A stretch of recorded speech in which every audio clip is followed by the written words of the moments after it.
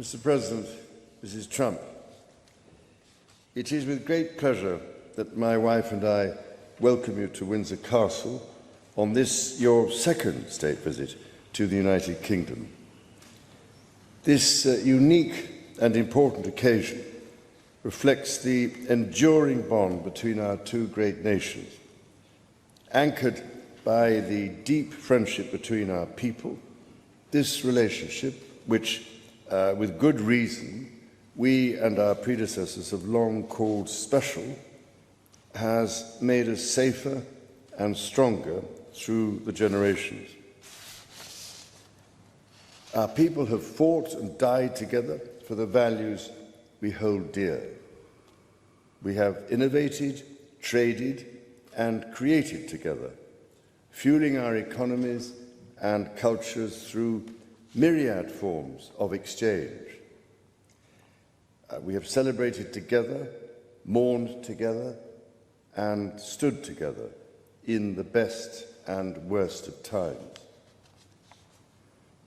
Mr. President, as we approach the 250th anniversary of the Declaration of Independence next year, it is remarkable to think just how far we have come. I cannot help but wonder what our forebears from 1776 would make of this friendship today. The rebel commander and pioneering First President George Washington famously vowed never to set foot on British soil. And my 5 times great-grandfather, King George III, for his part, did not spare his words when he spoke of the revolutionary leaders.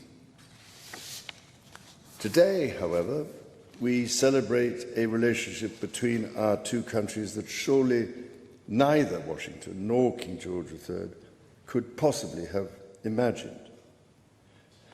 The ocean may still divide us, but in so many other ways, we are now the closest of kin.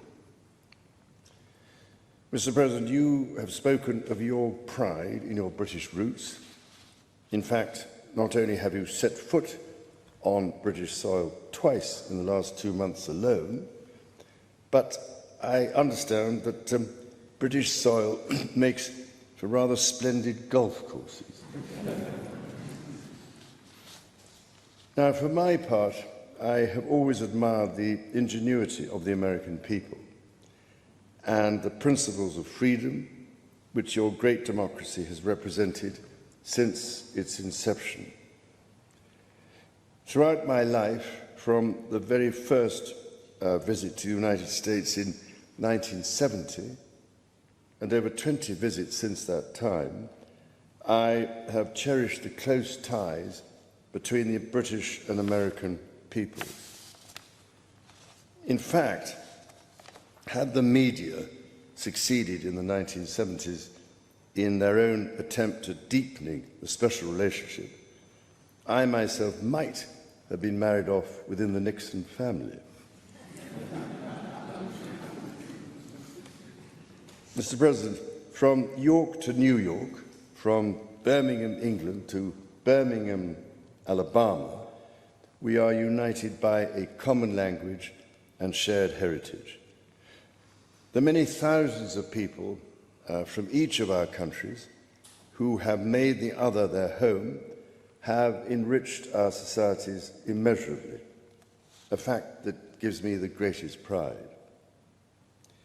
Our cultural connections, too, continue to flourish, with our actors, musicians, writers and television presenters prospering in the hearts of transatlantic audiences. Today, our alliance spans every field of endeavour and shows vast potential for growth.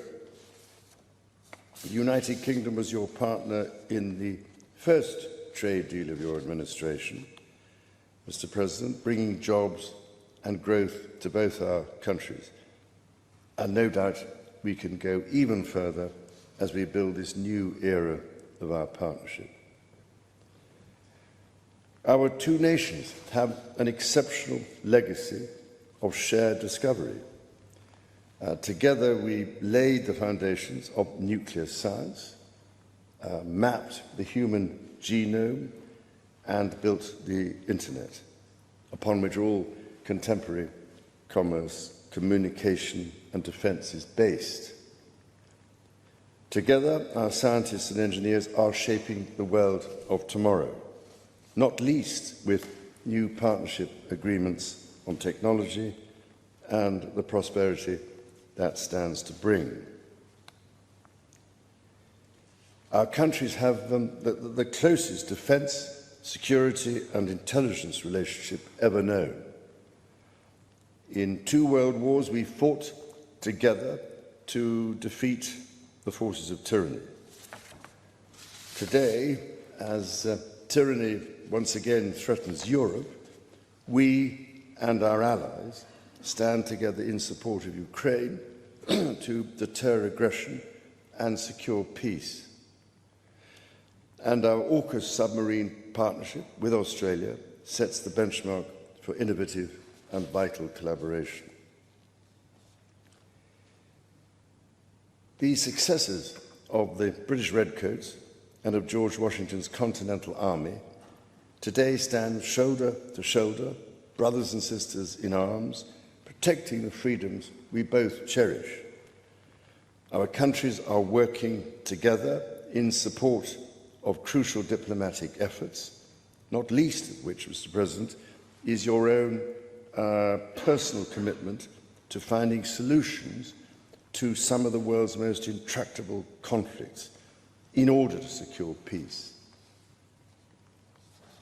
In striving for a better world, we also have a precious opportunity to safeguard and to restore the wonders and beauty of nature for the generations who follow us.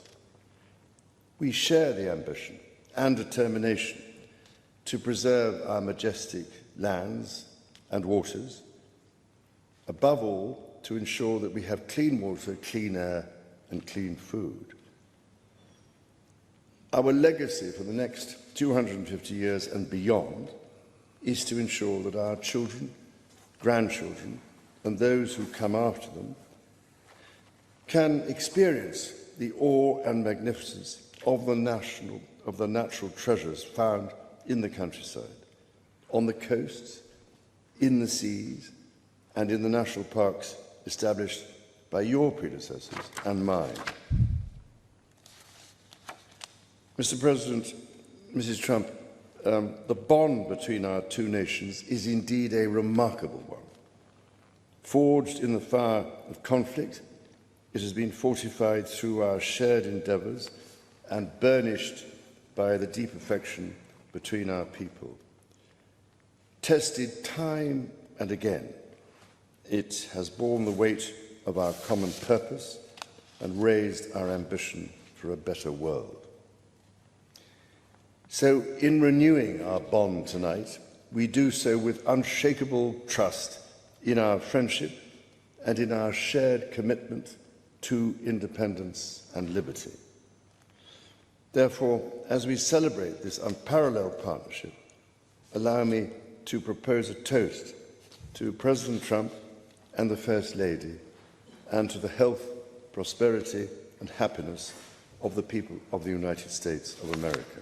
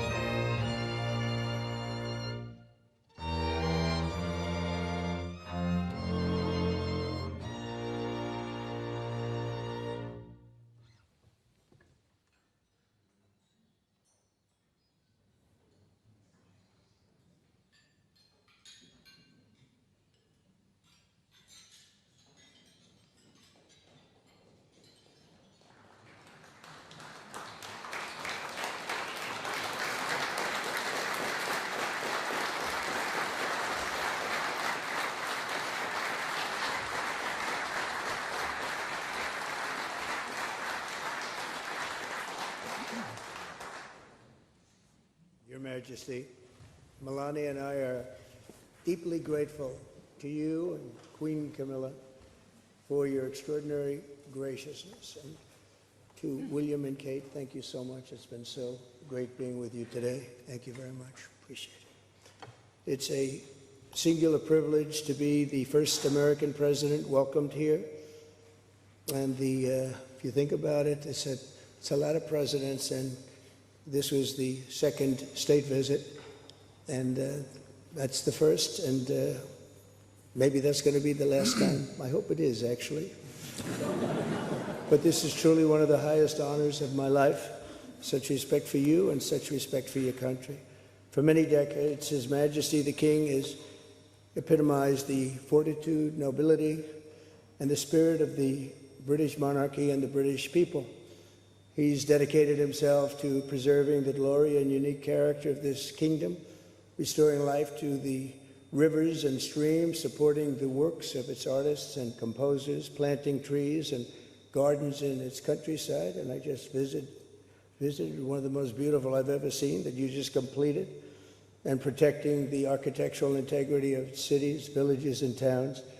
He has uplifted the poor, cared for rural farmers, and tended to wounded veterans like nobody else. I'll tell you that I just stood in line and shook about 150 hands, and the King knew every single person and every single company, and some of them had bad names like XYZ-Q3, and he knew every one of them, or at least I think he did, because nobody was complaining. I was very impressed with that. But I just want to say that His Majesty has also raised a remarkable son in His Royal Highness Prince of Wales. Really amazing. We've gotten to know you, and I think you're going to have an unbelievable success in the future. Melania and I are delighted to visit again with Prince William and to see Her Royal Highness Princess Catherine, so radiant and so healthy, so beautiful. It's really a great honor. Thank you. Many years ago, His Majesty opened his archives to a biographer. Among the documents was a letter from 1993 in which he described the patriotism and guided his many projects. He wrote that he was, quote, entirely motivated by a desperate desire to put the great back into Great Britain. In the finest tradition of British sovereigns, he's given his whole heart, everything he's got, to those parts of Britain that are beyond the realm of mere legislation. It's not easy, but which define its essence and its virtue, its harmony and its soul. It's an amazing calling, and there's nobody that's answered that calling like you have. A fifth of all of humanity speaks, writes, thinks, and prays in the language born on these isles and perfected in the pages of Shakespeare and Dickens and Tolkien, Lewis, Orwell, and Kipling. Incredible people, unbelievable people like we have rarely seen before, probably won't see again. The lion-hearted people of this kingdom defeated Napoleon, unleashed the Industrial Revolution, destroyed slavery, and defended civilization in the darkest days of fascism and communism. The British gave the world the Magna Carta, the modern parliament, and Francis Bacon's scientific method. They gave us the works of Locke, Hobbes, Smith, and Burke, Newton, and Blackstone. The legal, intellectual, cultural, and political traditions of this kingdom have been among the highest achievements of mankind. There's really never been anything like it. The British Empire laid the foundations of law, liberty, free speech, and individual rights virtually everywhere the Union Jack has ever flown, including a place called America. You know that place very well, don't you? His Majesty spoke eloquently about the bond which inspired Sir Winston Churchill, and the bust is in the Oval Office right now, the beautiful bust of Winston Churchill, to coin the phrase special relationship. But seen from American eyes, the word special does not begin to do it justice. We're joined by history and fate, and by love and language, and by transcendent ties of culture, tradition, ancestry, and destiny. We're like two notes in one chord, or two verses of the same poem, each beautiful on its own, but really meant to be played together. The bond of kinship and identity between America and the United Kingdom is priceless and eternal. It's irreplaceable and unbreakable, and we are, as a country, as you know, doing unbelievably well. We had a very sick country 1 year ago, and today, I believe we're the hottest country anywhere in the world. In fact, nobody's even questioning it, but we owe so much of that to you and the footing that you gave us when we started. Together, we've done more good for humanity than any two countries in all of history. Together, we must defend the exceptional heritage that makes us who we are, and we must continue to stand for the values and the people of the English-speaking world, and we do indeed stand for that. On behalf of all Americans, I offer a toast to one of the great friendships, to two great countries, and to His Majesty, King Charles III, a very, very special man, and also a very, very special queen. Thank you very much. Thank you. Thank you very much. It's a great honor to be with you.